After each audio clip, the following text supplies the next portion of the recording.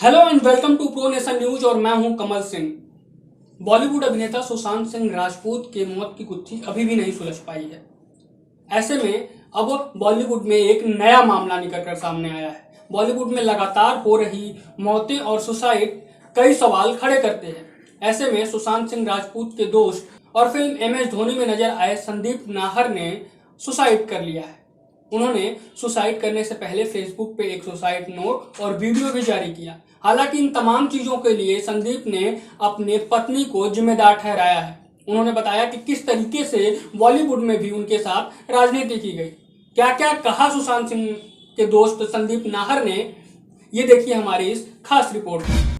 सुशांत सिंह राजपूत के साथ film MS Dhoni में नजर आए उनके दोस्त संदीप नाहर बीते सोमवार को अपने मुंबई स्थित घर में मृत पाए गए। उन्होंने अपने फेसबुक पर एक वीडियो और सुसाइड नोट भी पोस्ट किया है, जिसमें उन्होंने अपने पत्नी को कथित तौर पर जिम्मेदार ठहराया है।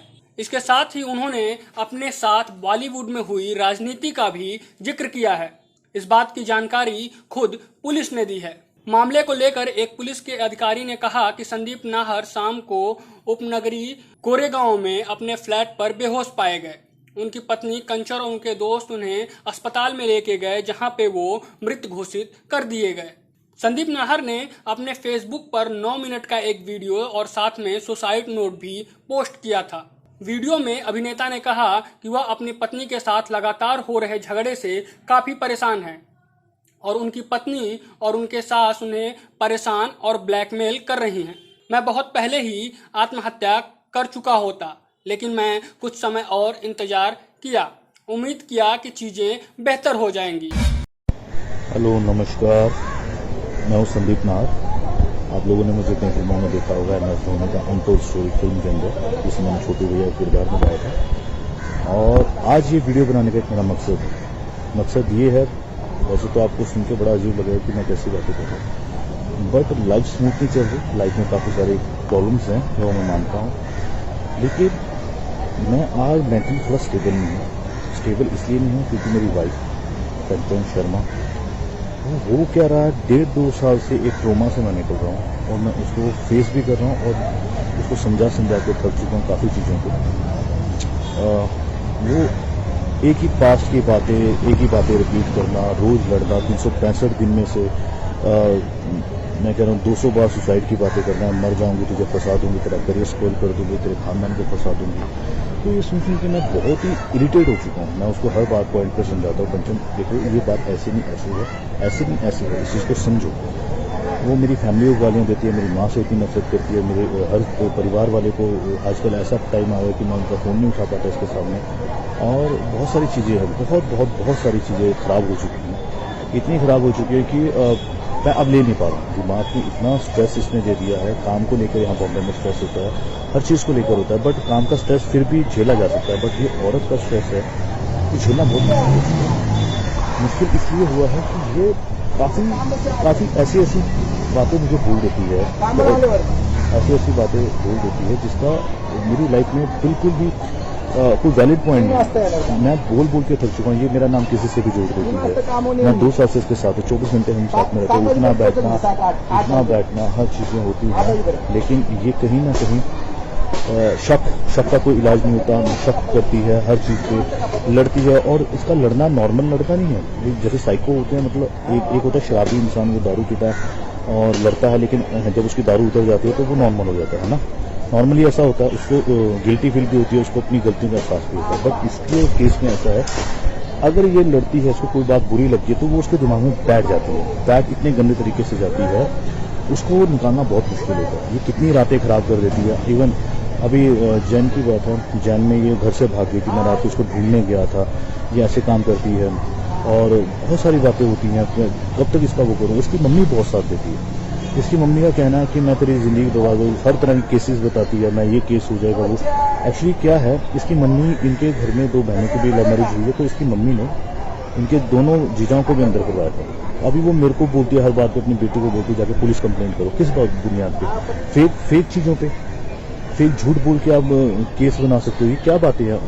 औरत को एटलीस्ट दर्जा दिया गया है किसी चीज़ों का, तो उसका मिसयूज क्यों करते हो। और ये सब बातें कहाँ से आती हैं। आप रिश्ते बनाना ही चाहते हो या बिगाड़ना चाहते हो। रिश्ता बनाने के लिए आपको ये सब बातें नहीं लानी चाहिए जिंदगी में। अगर रिश्ता आपको अच्छा रखना, आप उसकी मम्मी ऐसी ऐसी बातें करती है। और ये कंचन भी यही बातें करती है। इवन इसका एक किस्सा हुआ था 2015-16 में। इसका जो एक्स था, जिस तरह से ये 6 साल रही है, मैं इसको किस तरह से इसके कल उस पे इसके ऊपर लांछन नहीं लगा रहा हूँ कि ऐसी थी वैसी। मैं पॉइंट बोल रहा हूँ कि इसने अपने एक्स को भी झूठे केसों में अंदर करवाया। 3-4 महीने वो बेचारा अंदर रह के आया, दीपा ज्योति उसका नाम था। तो ये सेम पॉइंट मेरे साथ कर रही है। और इसी जिद की वजह से इसने मुझसे शादी की थी उस टाइम पे कि मैं ये कर दूंगी वो मैंने तरस करके इस पर शादी की। तरस में चलो यार, मुझे लगा सा कोई नहीं है, कर लेता हूँ। आज नहीं, इसकी लाइफ खराब हो जाएगी। बोल रही थी मुझे मर जाऊंगी, पंखे में लटकने की आदत, सुसाइड की बातें करती है। तो उस पॉइंट पे मैंने कर दी। फिर ये मेरे घर आई, ये 2019 की बात मैं बोल रहा हूँ। और उस टाइम पे हमारी बात हुई थी कि यार कि शादी हम कर रहे हैं बट घर में नहीं बताएंगे। अगर जमी तो चलाएंगे, नहीं जमी तो फिर अलग हो जाएंगे, है ना। किसी को इतना डिस्क्लोज नहीं करते। फिर वो हमारी नहीं बनी आपस में। तो फिर मैं कोरोना की वजह से घर गया था। जब कोरोना की वजह से मैं घर गया था तो उस टाइम पर इस लड़की ने मेरे घर पे आने की बात की। तो इसको उसका मैरिज सर्टिफिकेट चाहिए था। तो मेरे घर वालों ने अच्छे से उसका वेलकम किया। घर पे आते ही ये वहाँ 5-6 बार क्लेश कर चुकी थी।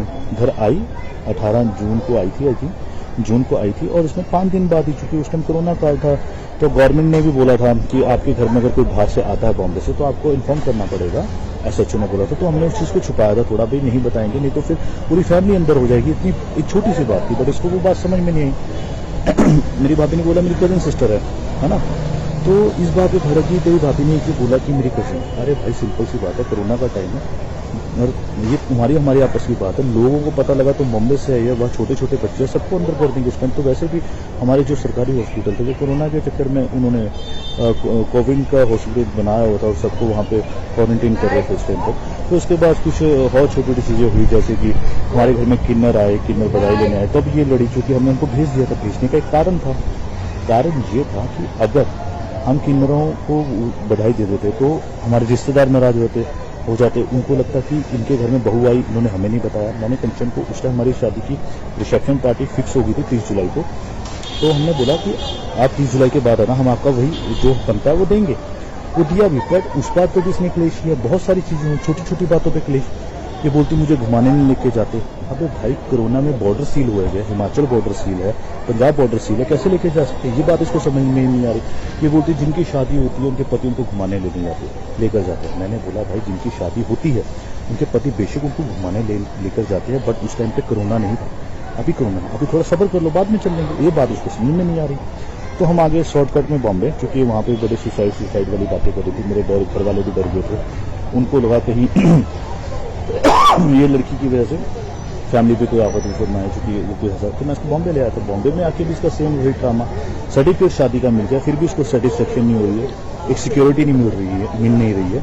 और हर जगह से मुझे टॉर्चर कर रही है। बस मैं एक बात बोलना चाहता हूँ इस वीडियो के माध्यम से, अगर मैं कोई गलत स्टेप उठाता हूँ लाइफ में क्या मेरा आपको मेंटल पीस थोड़ा सही नहीं रहा, क्योंकि मैं रोज झगड़े नहीं दे सकता। सुबह उठो झगड़ा सेम बात पे, जिस पे 1000 बार पहले बात हो चुकी है, लड़ाई हो चुकी है, उस पर फिर अगेन सुबह उठो, दोपहर को झगड़ा, रात को झगड़ के सो।